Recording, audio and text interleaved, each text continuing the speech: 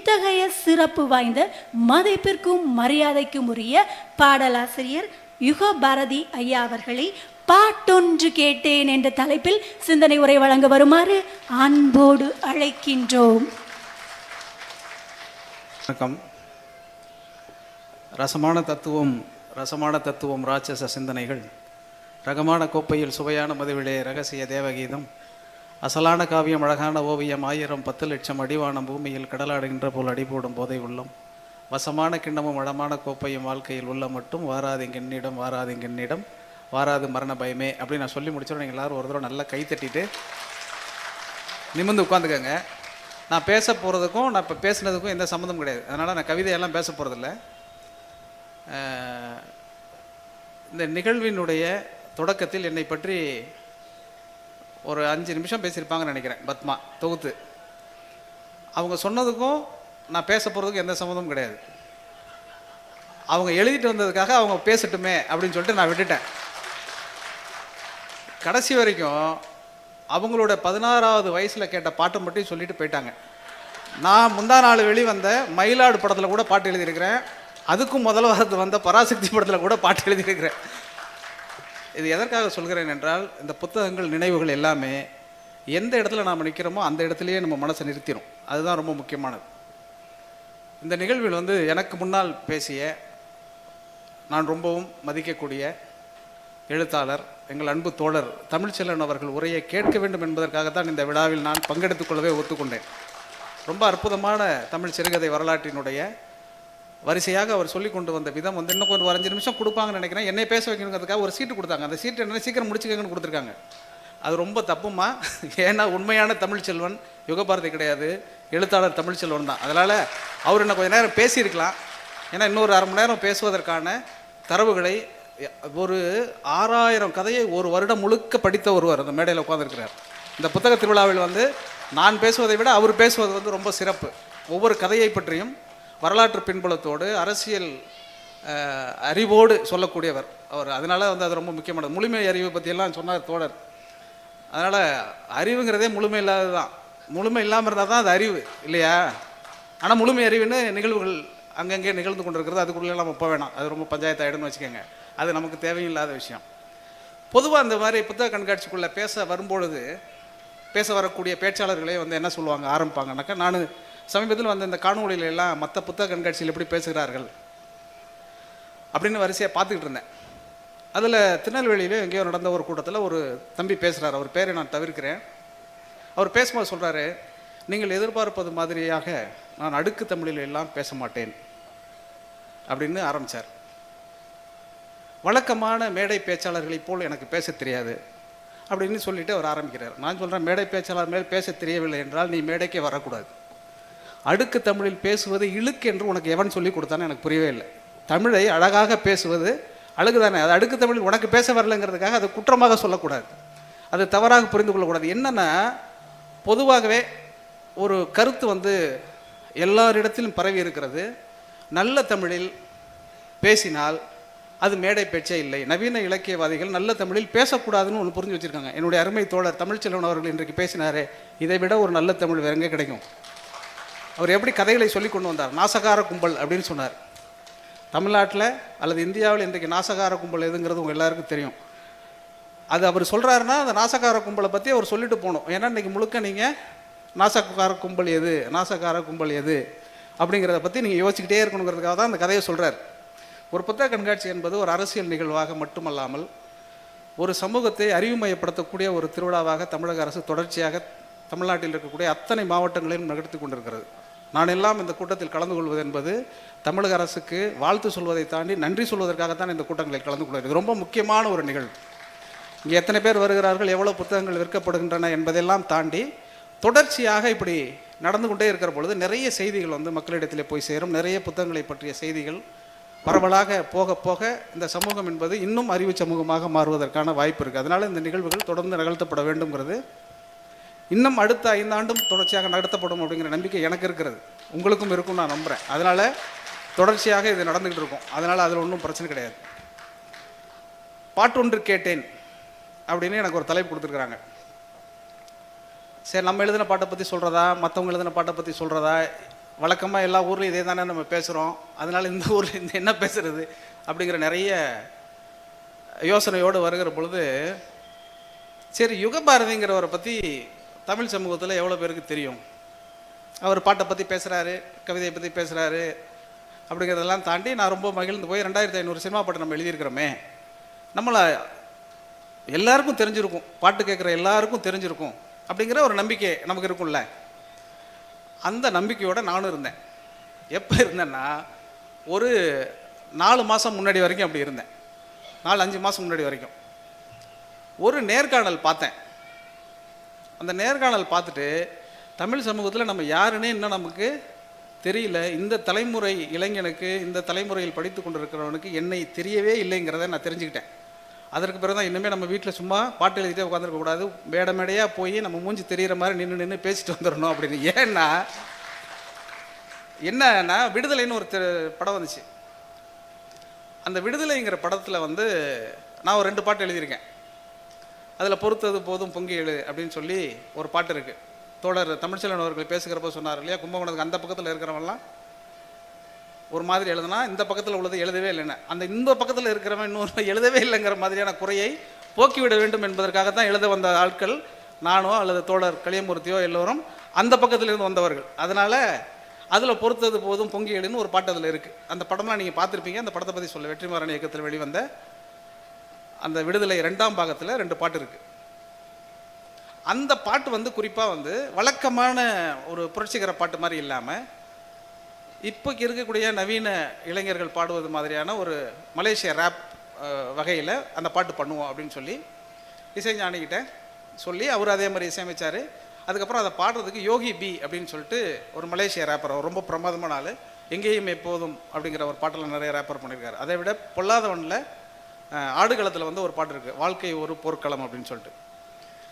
அந்த வாழ்க்கை ஒரு போர்க்களம் பாட்டு எழுதினதே ஒரு தனி கதையாக சொல்லலாம். அது ஒரு 1 மணி நேரம் போயிடும். அதனால் அதை நான் கொஞ்சம் சுருக்கமாக சொல்லிடுறேன்.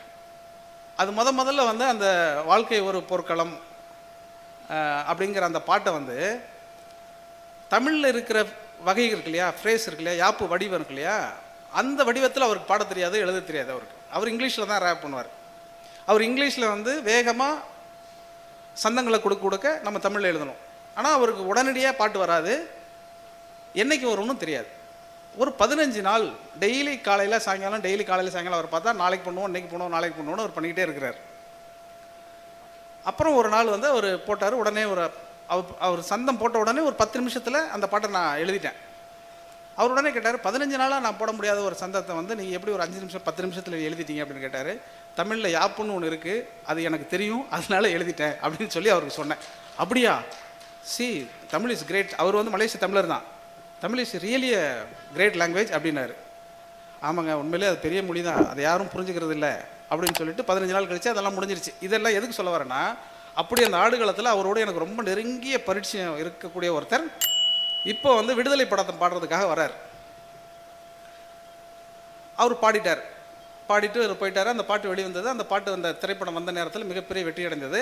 அந்த திரைப்படத்தில் அந்த பாட்டு பாடினது, அந்த பாட்டோட சம்மந்தப்பட்ட எல்லாரையும் கூப்பிட்டு இன்டர்வியூ எடுக்கணும் அப்படின்னு சொல்லிட்டு ஒரு சேனல், அந்த சேனலில் வந்து என்னை கேட்டுக்கிட்டு இருந்தாங்க.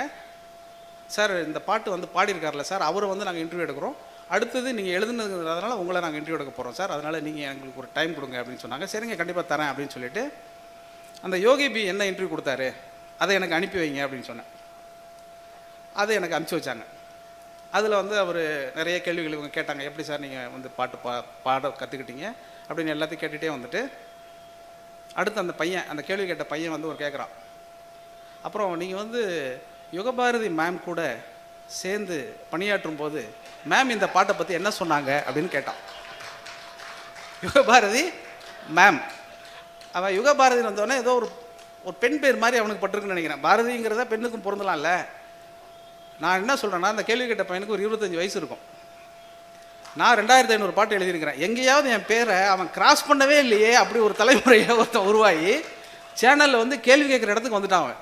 அந்த சேனல் பேரையும் நான் சொல்லுறேன், SS மியூசிக். அது அந்த மியூசிக் மட்டும் இல்லை, எல்லா மியூசிக்லேயும் கேள்வி கேட்குறவங்க இப்படி தான் இருக்கிறாங்க. அப்போ தான் எனக்கு புரிஞ்சது, நாம் ஊருக்கு மாவட்டம் தோறும் புத்தக கண்காட்சிகள் நடத்தி கொண்டே இருந்தாலும் கூட இந்த புத்தகங்களை வாங்கி நான் இப்போ வரிசையாக வந்து பத்மா அவர்கள் வந்து பட்டியலிட்டாங்க இல்லையா, நான் கிட்டத்தட்ட ஒரு 30 புத்தகங்கள் எழுதியிருக்கிறேன். இந்த 30 புத்தகத்தில் ஒரு தடவை கூட அந்த பேரை கிராஸ் பண்ணாமல் இருந்திருக்கிறான். ரேடியோவில் ஒரு தடவை கூட கேட்காம இருந்திருக்கிறான். எனக்கு ரொம்ப அதிர்ச்சியாகி அப்புறமா அந்த சேனலுக்கு எனக்கிட்ட இன்டர்வியூ கேட்டாங்கல்ல, அவங்க திருப்பி சார் எப்போ சார் டேட்டு தெரியுங்க அப்படின்னாங்க. நான் எப்போ மேம் ஆகிறேனோ அப்போ இன்டர்வியூ கொடுக்குறேம்மா அப்படின்னு சொல்லிட்டு இன்ன வரைக்கும் நான் இன்டர்வியூ கொடுக்கல. எதுக்கு சொல்ல வரேன்னா, ஒரு பாடல்னா ஒரு பாடலுக்கு பின்னாடி இப்படியெல்லாம் கதைகள் இருக்குது. நீங்கள் எல்லாம் நினச்சிட்டு இருப்பீங்க, ஓ யுகபாரதி எல்லாருக்குமே தெரிஞ்ச ஒரு 5 நிமிஷத்துக்கு மேலே வந்து பத்மா வந்து தொகுப்புரையெல்லாம் கொடுக்குறாங்கனாக்கா இவர் ரொம்ப பிரபலமாயிட்டார் போல இருக்குன்னு. நம்ம பிரபலமே ஆகலைங்கிறது தம்பி கேட்ட இன்டர்வியூலேயே யுகபாரதி மேமை வச்சு நான் புரிஞ்சுக்கிட்டேன். அப்புறம் ஃபோன் பண்ணி அந்த மேமை மட்டும் எடிட் பண்ணியிருக்கானுங்க. இப்போ அதை மட்டும் எடிட் பண்ணிட்டானுங்க. ஓகே, இப்போ என்னென்னா நம்ம மேமாக வாய்ப்பு கிடையாது. அதனால இவர் மேலாக இருந்தால் தான் இன்டர்வியூ கொடுப்பாருங்கிறதுக்காக அதை மட்டும் எடிட் பண்ணிட்டு இருக்கு. திருப்பி கேட்டுட்டு இருக்காங்க, நான் கொடுக்குறேன்னா இல்லையாங்கிறத அப்புறம் விட்டுருவோம். எதுக்கு சொல்கிறேன்னா, ஒரு செய்திக்கு பின்னால், ஒரு சம்பவத்திற்கு பின்னால் இப்படி நிறைய சம்பவங்கள் அப்படி தனித்தனிப்பட்ட முறையில் இருக்குது. இந்த பாட்டு ஒன்று கேட்டேன்னு தலைப்பு கொடுத்த உடனே எதேச்சியாக இரவுகளில் பாட்டு கேட்குற வழக்கம் உண்டு இல்லையா, அது மாதிரி கேட்டுக்கிட்டே இருக்கும் பொழுது ஒரு பாட்டு, இந்த செய்தி உங்களுக்கு தெரிஞ்சிருக்கலாம், தெரியலனாலும் நீங்கள் வந்து இந்த பாட்டை இன்னுமே போய் கேளுங்க. நான் இப்போ சொன்னதுக்கு பிறகு இந்த பாட்டை நீங்கள் கேட்குற பொழுது உங்களுக்கு இந்த பாட்டு வேறொரு அர்த்தத்தை, வேறொரு விதமான உணர்வை உங்களுக்கு கொடுக்கும். அந்த பாட்டு என்னென்னா, சுஜாதா அப்படின்னு ஒரு திரைப்படம். அந்த படத்து பேர் வந்து சுஜாதா. இசை வந்து எம்.எஸ். விஸ்வநாதன் அவர்கள், பாடல் எழுதினது வந்து கண்ணதாசன். அந்த படத்தினுடைய இயக்குனர் வந்து மோகன்.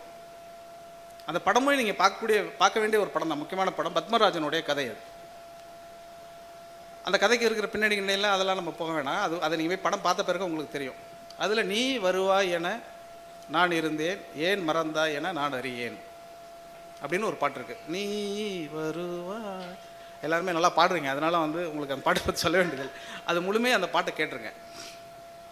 அந்த பாட்டை எப்போ கேட்டாலும் அந்த பாட்டை நான் யார் பாடியிருந்ததாக நினைத்து கொண்டிருந்தேன் என்றால், வாணி ஜெயராம் அவர்கள் பாடியதாக நினைத்து கொண்டிருந்தேன். ஏன் வாணி ஜெயராம் அம்மா எனக்கு தனிப்பட்ட முறையில் பிடிக்குனாக்கா, அவங்களுடைய எல்லா பாட்டும் என்னோடய பிளேலிஸ்ட்டில் இருக்கும். இந்த பாட்டு கிடையாது, ஆனால் இந்த பாட்டை அவங்க தான் பாடியிருப்பாங்க நானாக நினச்சிக்கிட்டு இருந்தேன். ஏன்னா அந்த மாதிரி ரொம்ப ஒரு மெல்லிய தனிந்த குரலில் பாடின அந்த ஒரு பாட்டு. அந்த பாட்டை கேட்கும் பொழுதுலாம் ஏதோ நம்மையே பறந்து யாருக்கோ ஒருத்தருக்கு எதிர்பார்த்துக்கிட்டு உட்காந்துருக்கும் பொழுது, நீ வருவாய் என அப்படின்னு நம்ம யாரையாவது நீ வருவான்னு நினச்சிட்டு இருந்தோம்னா அந்த பாட்டு, அந்த வரி ஞாபகம் வந்துடும். அது எப்படி அவ்வளோ பொருத்தமாக கண்ணதாசன் அந்த வரியை எழுதினாருங்கிறது எனக்கு புரியல, ரொம்ப ஆச்சரியமாக இருந்தது. இந்த பாட்டை கேட்கும் போதெல்லாம் இது ரொம்ப ஒரு மாதிரி, இந்த வேறு எந்த பாட்டை விடவும் இது வித்தியாசமாக இருக்கே, ஏன் இப்படி இருக்குது அப்படின்னு எனக்கு தோணிக்கிட்டே இருந்துச்சு. ரொம்ப வருஷம் எனக்கு அதை பற்றி தெரியாது. அதுக்கப்புறம் வந்து ஒரு விளம்பர படத்துக்கு நான் பாட்டு எழுதினேன். நிறைய ஒரு 500-600 விளம்பர படத்துக்கு நான் பாட்டு எழுதியிருப்பேன். அந்த மாதிரி எழுதும் பொழுது ஒரு தடவை வந்து ராஜீவ் மேனன் சார் இருக்கார் இல்லையா, இயக்குனர் ராஜீவ் மேனன், அவர் வந்து இந்த விவிஆர் தேங்காய் எண்ணெய் இருக்கு இல்லையா, அதுக்கு வந்து ஒரு பாட்டு ஒன்று எழுதி கேட்டார். அப்போ நான் எழுதி கொடுக்கும்பொழுது அவரை சந்தித்து அவரோட பேசிகிட்டு இருக்கும் பொழுது எனக்கு தெரியும் ராஜீவ் மேனனோட அம்மா தான் கல்யாணி மேனன் என்கிறவர்னு. இந்த நீ வருவாய் என பாடலை பாடினதும் கல்யாணி மேனன் அம்மா தான். இது வரைக்கும் எனக்கு தெரிஞ்சிருந்துச்சு. இதுக்கு பின்னாடி ஒரு சுவாரஸ்யமான அல்லது வந்து ஒரு துக்ககரமான சம்பவம் இருக்குங்கிறது எனக்கு தெரியாது. ஆனால் அந்த பாட்டு கேட்கும் பொழுதெல்லாம் நம்மளை அறியாமலேயே நாம் ஏங்கி காத்திருந்து அந்த காத்திருப்பு நிறைவேறாமல் போன ஒரு தன்மை வந்து அந்த பாட்டு கேட்கலாம். நீங்கள் அந்த பாட்டில் வந்து இப்போ கூட அது இருக்கும்.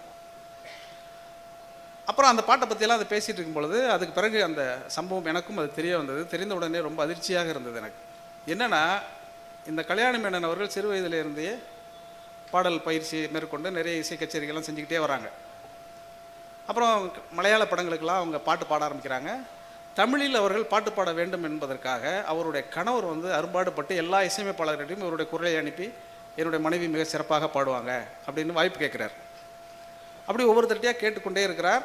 எல்லோரும் தருவதாக சொல்கிறார்கள். அவர் வந்து டெல்லியில் ஒரு நேவியில் ஒரு அதிகாரியாக அவர் பணியாற்றுறார். கப்பல் படையில் அதிகாரியாக அவர் பயன்பட்டார். டெல்லியில் இருக்கார் அவர்.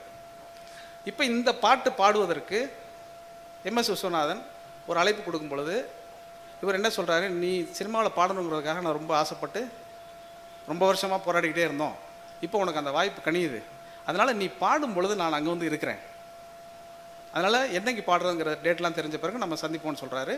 மனைவி இங்கே இருந்து பாடுறது கிளம்புறாங்க. அவர் டெல்லியிலேருந்து ஃப்ளைட்டு பிடிச்சி இங்கே வரணும். இவங்க வந்த பிறகு இவங்க பாடணும். பாட்டோட பல்லவி என்னென்னா, நீ வருவாய் என நான் இருந்தேன், ஏன் மறந்தாய் என நான் அறியேன். அவர் அங்கேருந்து டெல்லியிலேருந்து தமிழ்நாட்டுக்கு கிளம்பி வருவது, அங்கேருந்து போய் ஒரு ஃப்ளைட்டை பிடிக்கணும். இவங்க பாடணும், அவர் வந்தால் தான் பாடுவேன்னு இவங்க சொல்கிறாங்க. ரெக்கார்டிங் டைம் ஆகிட்டே இருக்குது. எம்எஸ் விஸ்வநாதன் எல்லாருமே என்ன சொல்கிறாங்க, இல்லைம்மா எப்படி இருந்தாலும் அவர் வந்துட போகிறார், வந்த பிறகு ஒரு தடவை கூட நம்ம டேக் எடுத்துக்கலாம், இப்போ எல்லா ஆர்கஸ்ட்ரேஷன் எல்லாரும் இருக்கிறாங்க, நீங்கள் ஒரு தடவை பாடுங்க அப்படின்னு சொன்னோன்னே ரொம்ப அரை மனசோட, என்ன இருந்தாலும் தனக்காக இவ்வளோ கஷ்டப்பட்டு இந்த வாய்ப்பை பெற்று தந்த கணவன் முன்னால் அந்த பாட்டை பாடிடணும். அவங்களுக்கு அது ஒரு ஆசை இருந்திருக்கு போல இருக்கு. அப்புறம் வேறு வழியே இல்லாமல் அதை ரெக்கார்ட் பண்ணுறாங்க. கொஞ்சம் நேரம் கழித்து ஒரு 2 மணி நேரம் பாடி முடித்தது வெளியில் வரும்பொழுது ஒரு செய்தி சொல்கிறார்கள், அவர்கள் விமான நிலையத்தை நோக்கி வருகிற பொழுது விபத்தில் அவருடைய கணவர் மரணம் அடைந்து விட்டார் அப்படின்னு.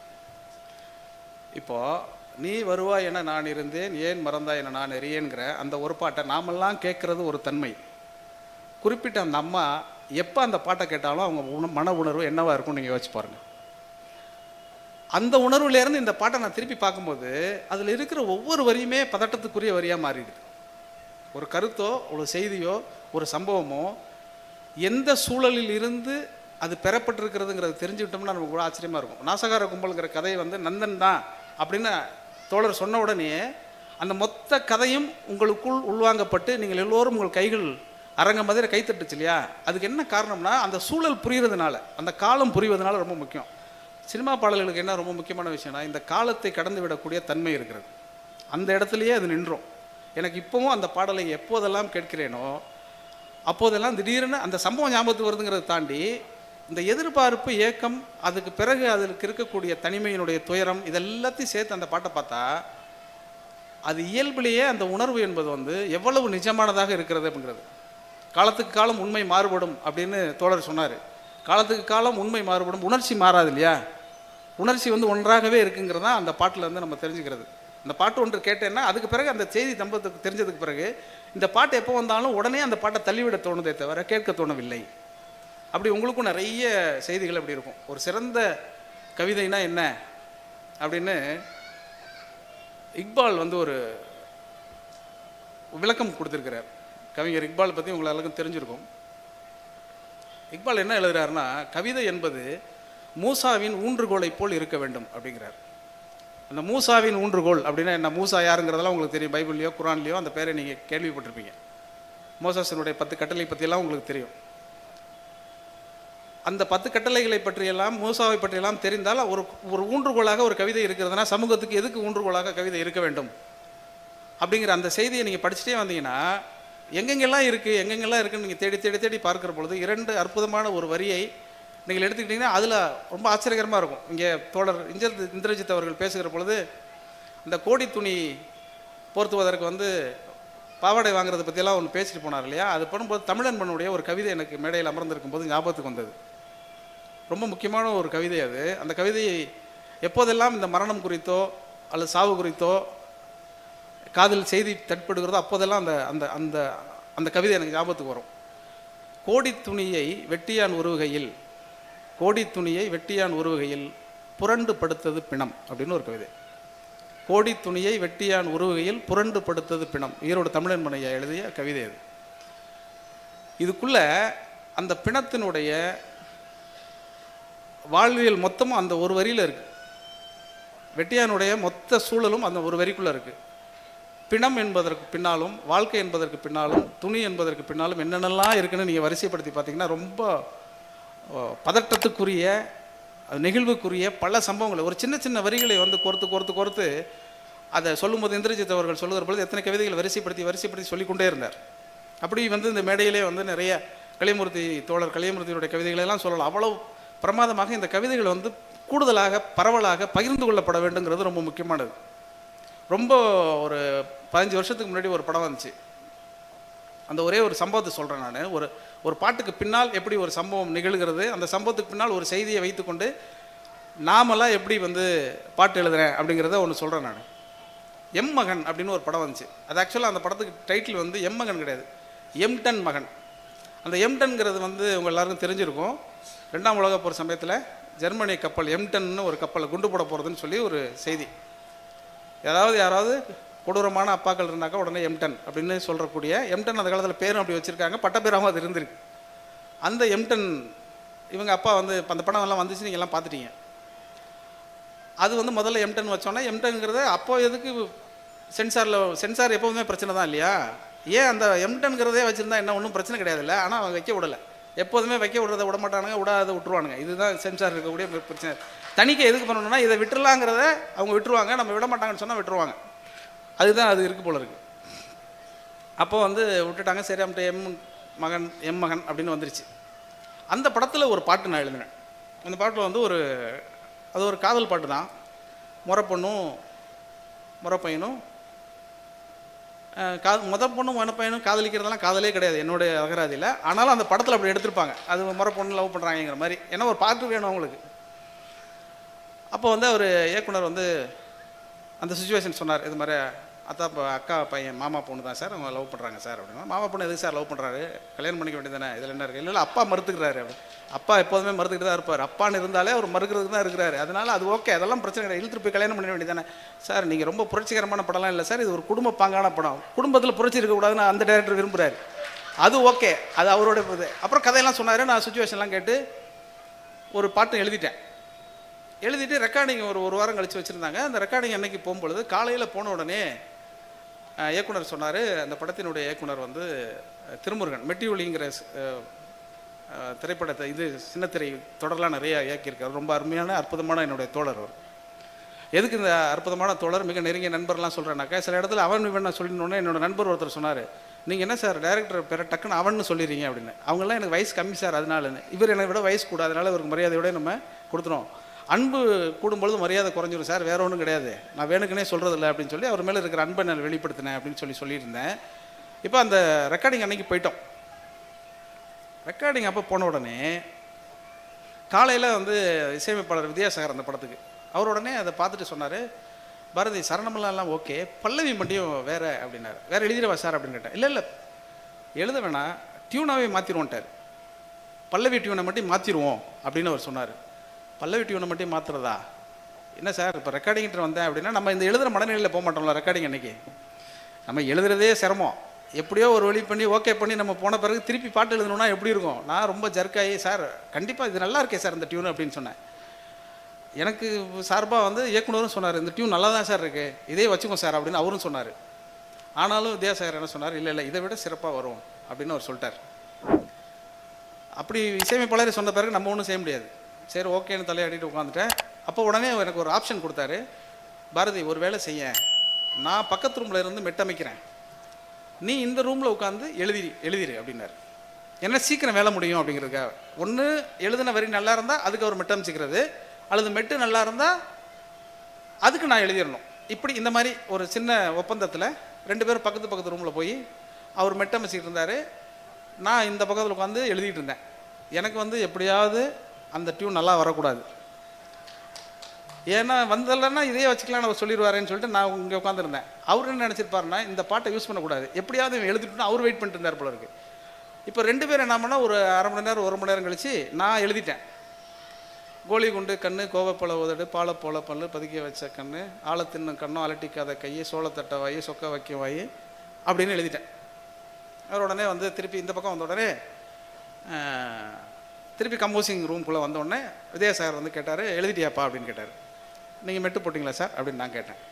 இல்லைப்பா நீ உட்காந்து ரொம்ப நேரமாக எழுதிட்டு இருந்தேன், நீங்களும் ரொம்ப நேரமாக உட்காந்து டியூன் போட்டிங்க, அதை நீங்கள் வாசிங்க சார், நான் எழுதினது அப்புறம் வந்துட்டு நான் கையில் வச்சதை மறைச்சிக்கிட்டேன், ஏன்னா நம்ம கொஞ்சம் கம்மியாக தானே எழுதியிருக்கோம் நான் நினச்சிக்கிட்டேன்.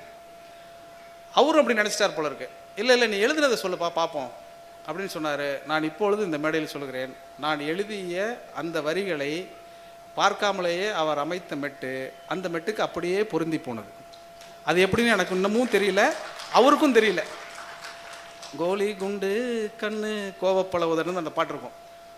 இது எழுதி முடித்த உடனே அவர் சொன்னார், சார் அந்த போன தடவை நான் சுச்சுவேஷன் சொல்லும்பொழுதே ஒரு சுச்சுவேஷனை மறந்துட்டேன் சார், ஒரே ஒரு இடம் இருக்குது சார், அதில் வந்து சார் இந்த பையன் வந்து என்ன பண்ணுவானா சார், இந்த ஒரு சின்ன சேரை போட்டு மேலே வந்து தூக்குவாளியில் அதிரசம் வச்சுருப்பாங்க சார், அந்த அதிரசத்தை எடுக்கிறதுக்காக அந்த பொண்ணு வந்து இவனை மேலே ஏற்றி விடும் சார், அப்போ வலிக்கு விழும்போது இவங்க பிடிக்கிறாங்க சார், அங்கேருந்து பாட்டு சார்ன்ட்டார். ஏன் சார் வலிக்கு விழுவுறாங்கன்னா, இல்லை சார் அந்த தூக்குவாளி எடுக்கும்பொழுது தேல் கொட்டிடுது சார், அந்த தேலையும் இந்த பாட்டில் சேர்த்து எழுதிருங்க சார். எப்படியெல்லாம் ஒரு பாட்டு எழுதுறதுக்கு எவ்வளோ கஷ்டம் நாங்கள் படுறோங்கிறது தெரிஞ்சுக்காமல் பாட்டு நல்லா இல்லை அப்படின்லாம் நீங்கள் பாட்டுக்கு போகிற போக்கில் சொல்கிறதுனால நான் இதெல்லாம் சொல்கிறேன். அப்படியா சார், அந்த தேள் அவசியமாக வேணுமா சார் அப்படின்னேன். அது இருந்தால் கொஞ்சம் நல்லாயிருக்கும் சார்னா, அந்த தேள் அவனுக்கு கொட்டுச்சோ இல்லை எனக்குன்னு கொட்டிருச்சு, என்னடா அதுன்னு சொல்லிட்டு சரி ஓகே. இப்போ வந்து அவர் வித்யா சார் வந்து டியூன் போட ஆரம்பிச்சிட்டாரு. கோலி குண்டு கண்ணு, கோவப்பழ உதடு, பாலப்போல கண்ணம், பதுக்கி வச்ச கண்ணம், ஆழ தின்னும் கண்ணம், அலட்டிக்காத கையை, சோளத்தட்ட காலு சொக்க வைக்கும் வாய் அப்படின்னு எழுதிட்டேன். சோளத்தட்ட காலு சொக்க வைக்கும் வாய். சார் அந்த தேள் அப்படியா, கண்டிப்பாக வேணுமா சார்? சரி சார், சோளத்தட்ட காலு சொக்க வைக்கும் வாய், தேளு தொட்ட உடனே தேடி வந்தேன் தாயின்னு வச்சுக்கோங்க அப்படின்னு. சூப்பராக இருக்குது சார் அப்படின்னு சொல்லிட்டாரு. அப்படி தான் இருக்குது பாட்டில். எதுக்கு சொல்கிறேன்னா, இதுக்கும் இப்போ நான் திட்டமிட்டுட்டு போனதுக்கோ அவர் மெட்டமைச்சதுக்கோ எந்த சம்மந்தமும் கிடையாது. ஆனால் எப்படி இந்த பாட்டு அங்கே அமைகிறது அப்படின்னா, இங்கே எப்படி ஒரு புத்தக கண்காட்சியில் இருக்கக்கூடிய எல்லா புத்தகங்களையும் எப்போதோ படித்து படித்து படித்து படித்து ஒரு ஆழ்துணை கிணறு தோண்டப்பட்ட உடனேயே எத்தனை ஆண்டுகளாக சேகரித்த மலை துளிகள் எல்லாம் பொத்து கொண்டு வருகிறது இல்லையா, அப்படி தான் பாட்டுக்குள்ளேயே வருது. அது வந்து எனக்கல்ல, கண்ணதாசனுக்கல்ல, அல்லது எனக்கு முன்னால் இருந்த என்னோட முன்னோடி கவிஞர்கள் எல்லாரிடத்துலையும் நீங்கள் பார்த்தீங்கன்னா அங்கங்கே சேகரித்த எல்லாமும் தான் ஒரு பாட்டுக்குள்ளே இருந்து வெளிவருகிறதுங்கிறது தான் பாட்டு ஒன்று கேட்டேன் அப்படிங்கிறதுக்கான செய்தி. ஏறக்குறைய கொண்டு வந்து டைட்டிலோட கட்டிட்டேன்னு நினைக்கிறேன் இல்லையா. ஆனால் இப்படி கேட்டுகிட்டே இருக்கும் பொழுது, இப்போது அந்த பக்கத்தில் இருக்க கும்பகோணத்துக்காரங்க எழுதின ஒரு பாட்டு, ஒரு கதை, தோழருக்காக சொல்கிறேன். அந்த பக்கத்தில் இருக்கக்கூடிய கும்பகோணத்துக்காரர் எழுதின ஒரு கதை ஒன்று இருக்குது. அந்த பக்கத்தில் இருக்க கும்பகோணத்துக்கார் யார்? தீஜா கதை. அந்த தீஜா வந்து செய்தி அப்படின்னு ஒரு கதை எழுதியிருக்கிறார். நீங்கள் அவசியம் வாசிங்க. இந்த பக்கம் அந்த பக்கம் எல்லா பக்கத்துக்காரங்களையும் நீங்கள் வாசிக்கணுங்கிறதுக்கு தான் புத்தக திருவிழா. அதனால் எந்த பக்கத்தில் நீங்கள் இருக்கணுங்கிறத நீங்கள் முடிவு பண்ணிக்கோங்க, எல்லா பக்கத்தையும் படிச்சுக்கோங்க, அது ரொம்ப முக்கியமானது. அந்த செய்திங்கிற ஒரு கதை வந்து என்னென்னா, அது தொடங்கும் பொழுதே ரொம்ப சுவாரஸ்யமாக இருக்கும். என்னென்னா, ஒரு தங்கவேல் அப்படிங்கிற ஒரு வித்வான், நாதஸ்வர வித்வான் இருப்பார். அவர் பேர் பிள்ளையாண்டா, அவரோட பையன் பேர் தங்கவேல். இந்த தங்கவேல் என்ன பண்ணுவான், காலையில் எழுந்திரிச்சு நாதஸ்வரத்தில் சினிமா பாட்டெலாம் ப்ராக்டிஸ் பண்ணுவான். அவர் வந்து ஒரு மிகச்சிறந்த சாஸ்திரிய சங்கீத ஆள். அவர் சங்கீதத்தில் வந்து ரொம்ப அதை கலைக்குன்னு சொல்லக்கூடிய ஒருத்தர். இவன் நம்மள மாதிரி ஒரு ஆள் தங்கவேல் எப்போதுமே நம்மளால தானே இருப்பான். பேரே எனக்கு ரொம்ப பிடிச்சிருந்தது. தங்கவேல் என்ன பண்ணால் காலையில் சினிமா பாட்டு வாசிட்டு இருக்கிறான். அவர் டென்ஷன் ஆயிடுறாரு. என்னடா சேவை இல்லாமல் இந்த பாட்டை பாடிட்டு இருக்க அப்படின்னோடனே, இல்லைப்பா இன்றைக்கி கச்சேரி இருக்குல்ல.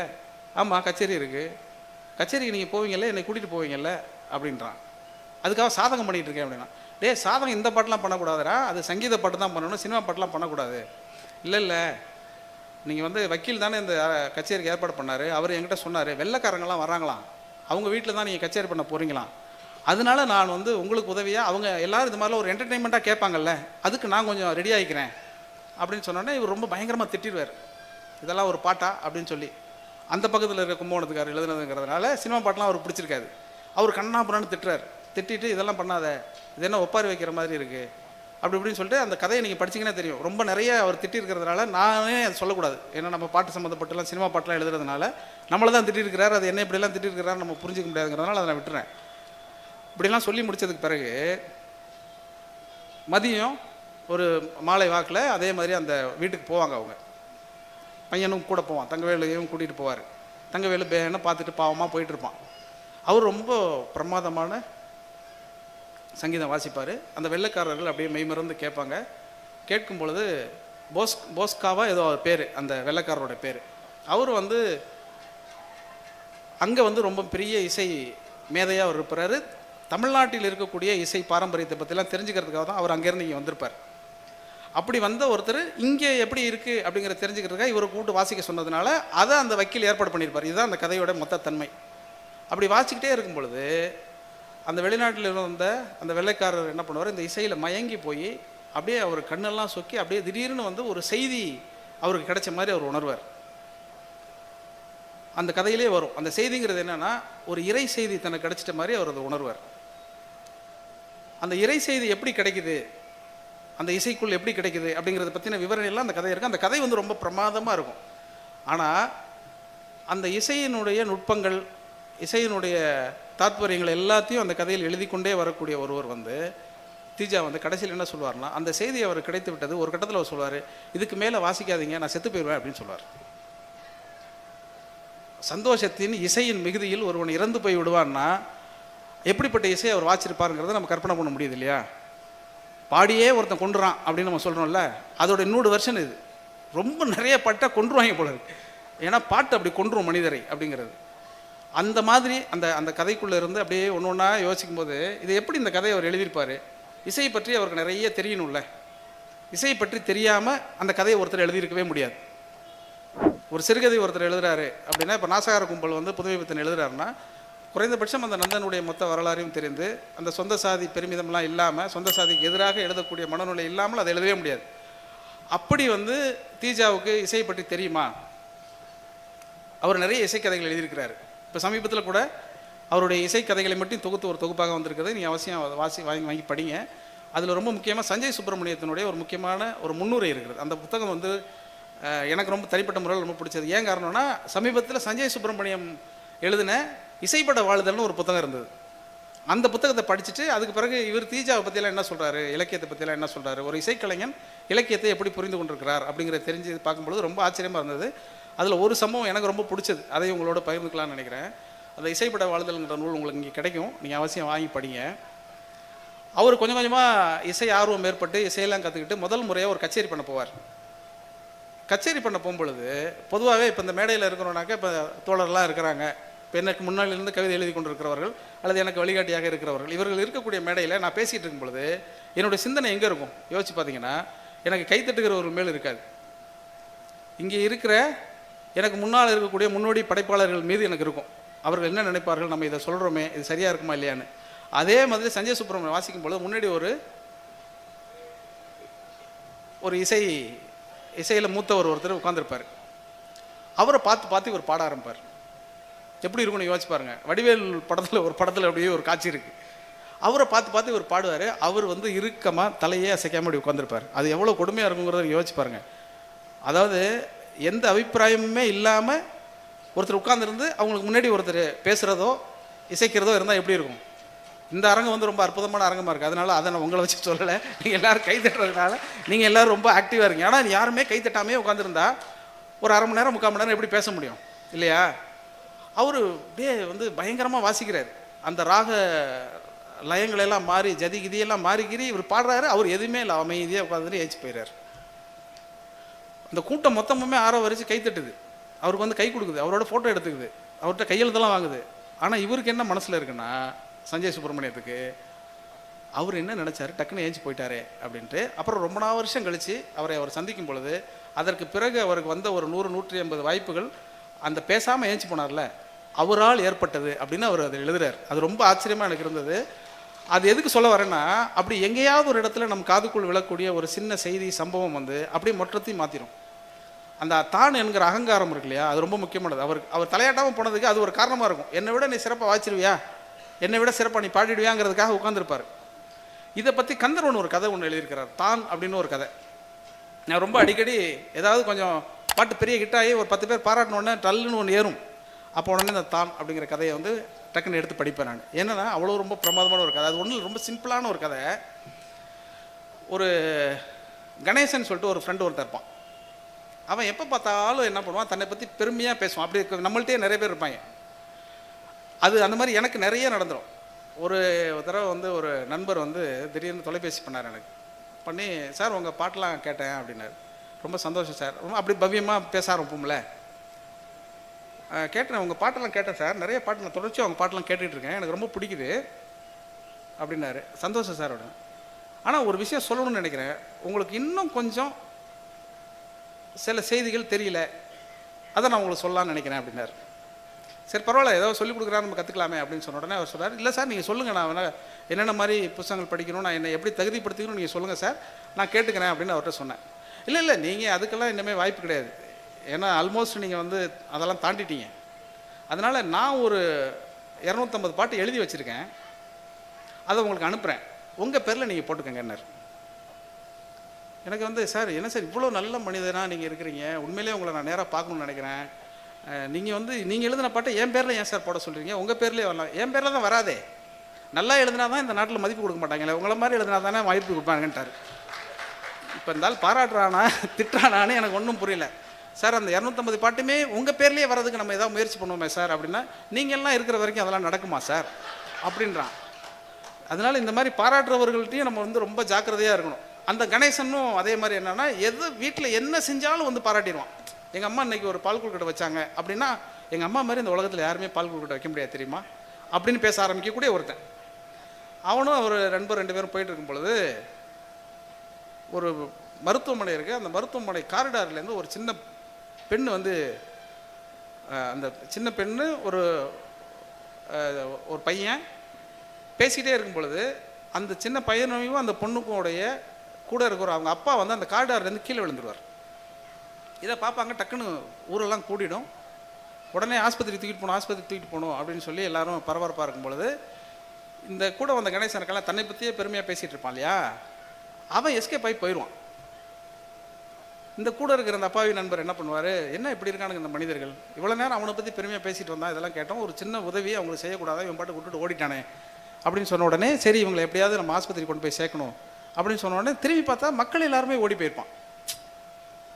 என்னன்னா இல்லை பரவாயில்ல உயிரோட தான் இருக்கிறாரு, தூக்கிட்டு போனால் சரியாயிடும் அப்படின்ட்டு கிளம்பிடுவாங்க எல்லாரும். செத்து போனால் தான் கூட நிற்பாங்க, ஏன்னா செத்தாலும் நிற்க மாட்டானுங்க, அது வேற.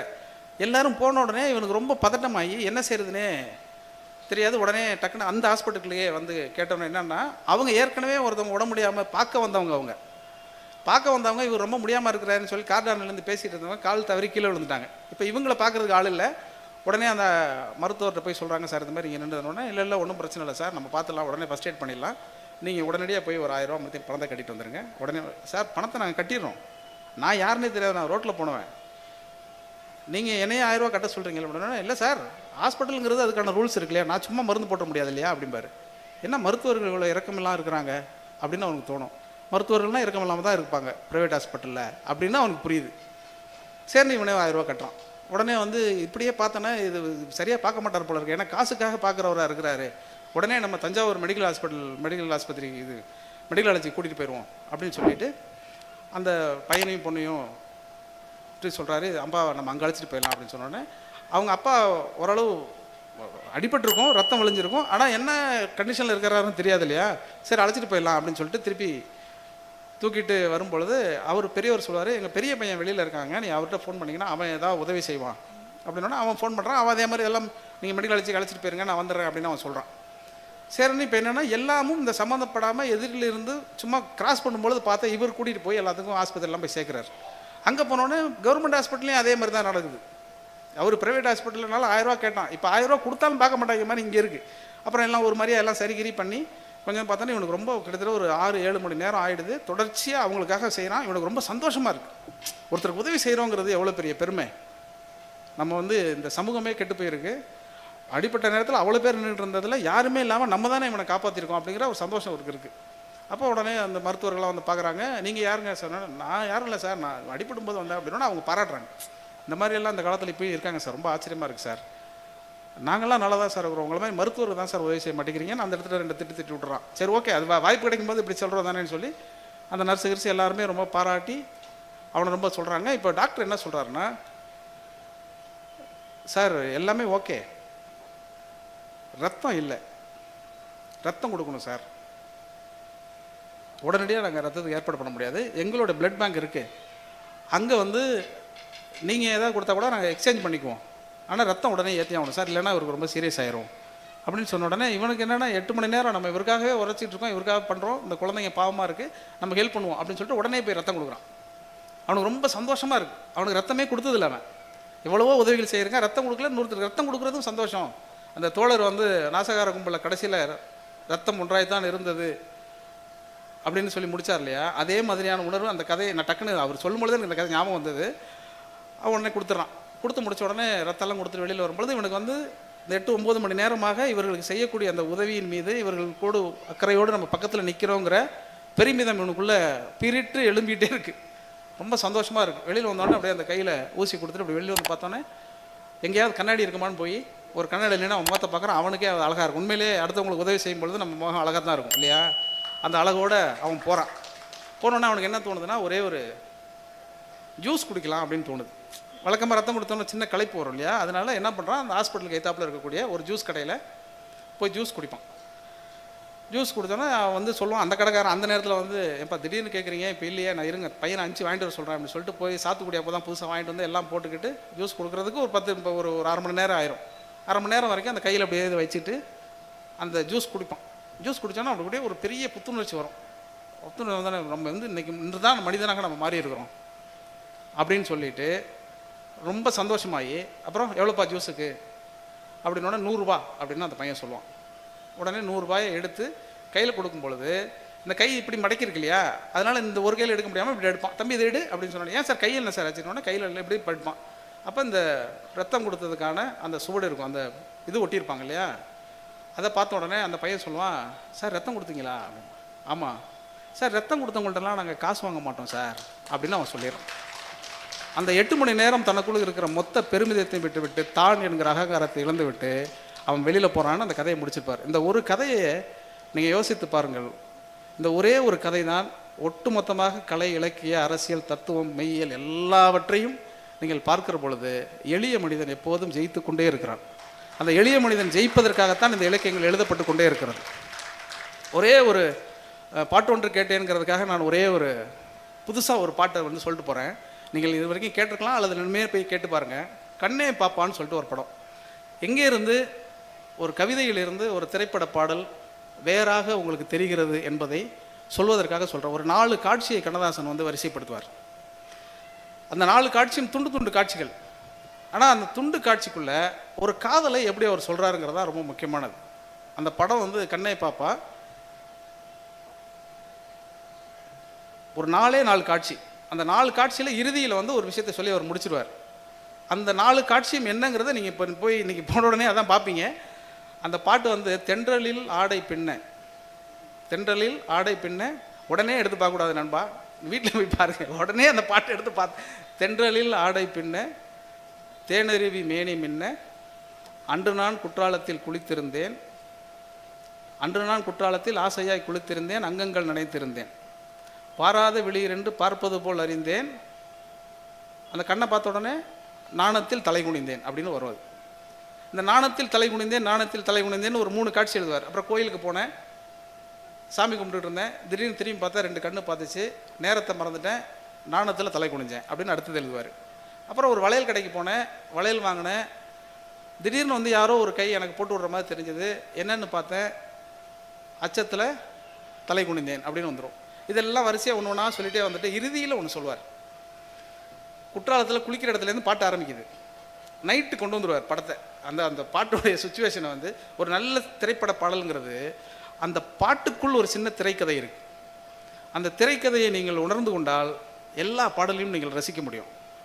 நீங்கள் இப்போ ரொம்ப சுமாரான பாட்டு அப்படின்னு சொல்லக்கூடிய எந்த பாட்டையுமே நான் சொல்லக்கூடிய இந்த திரைக்கதை அமைப்போடு உள்வாங்கி கொண்டு நீங்கள் வாசிச்சிங்கன்னா கேட்டிங்கன்னா அது ஒரு புதுசாக தெரியும். இப்படி சொல்லிட்டே வராரா, குற்றாலத்தில் குளித்தாங்க, அதுக்கப்புறம் வளையல் வாங்க போனாங்க, அப்புறம் கோயிலுக்கு போனாங்க, கோயிலில் பூ வாங்கிட்டு கை நிறைய பூ எடுத்துகிட்டு வருவாங்க, காற்றுல அந்த பூ பறக்கும், அந்த பூ போய் ஒருத்தர் காலில் விழுவும். அந்த காலில் விழுந்தோன்னே அந்த காலில் பார்த்து தலை நிமிர்ந்தேன், கண்ணை பார்த்து தலை குனிந்தேன் அப்படின்னு எழுதுவார்.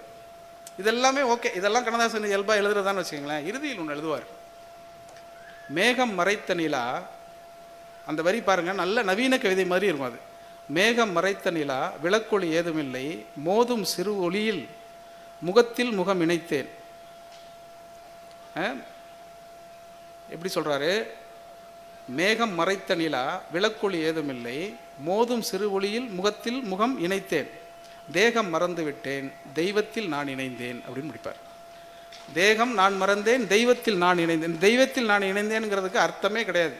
நீங்கள் நன்றாக யோசித்து பார்த்தால் வாசிக்கக்கூடிய, நுட்பங்களை உணர்ந்து கொள்ளக்கூடிய, உண்மையை புரிந்து கொள்ளக்கூடிய அத்தனைக்குள்ளேயும் அனைவருக்குள்ளேயும் அந்த தெய்வம் இருக்கிறது. அந்த தெய்வத்தை கண்டடைவதற்கு அறிவு துணை செய்யும், புத்தகங்கள் துணை செய்யும். என்குலம் என்றுனை தன்னிடம் ஒட்டிய மக்கள் பெருங்கடல் பார்த்து மகிழ்ச்சி கொள், அறிவை விரிவு செய் அகண்டமாக்கு, விசால பார்வையால் விழுங்க மக்களை, மானிட சமுத்திரம் நான் என்று கூவு. நன்றி, வணக்கம்.